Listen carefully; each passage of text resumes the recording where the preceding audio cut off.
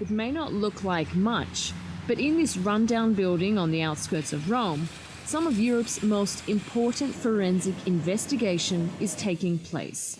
Migrants who drowned at sea are being identified from these samples, dead but not forgotten. The problem will be to collect, to establish the relationship between people in terms of consanguinity, in terms to establish the father, the mother, the child, and the ethnic origin of the people on the boat.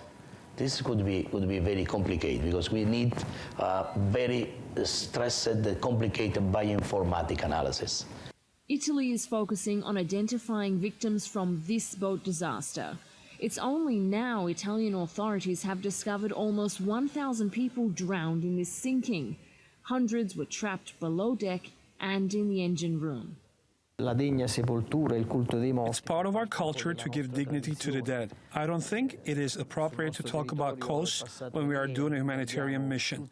This whole operation is an expression of what our people stand for, of our Italian identity. 40 Italian universities are volunteering, bearing those costs themselves. Given the bad condition of the bodies, often tests have to be repeated, and finding matching relatives across the world is difficult. Once the families get in touch with the Red Cross in their own country, they fill in a form with the details of the missing person, and all the data is sent to us here. The form includes all possible details on what the person looked like when they were alive. The process may be cold and clinical, but it's the only way most families will ever get an answer.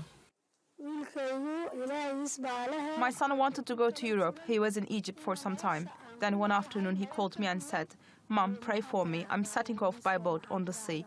That was the last time I heard his voice. Back here in Rome, scientists say this whole process could take up to 2 years, and they're only trying to identify people from one boat, when in the last 2 years, almost 7,000 people have died trying to cross the Mediterranean, and many of them were trying to get here. Soraya Lennie, TRT World, Rome.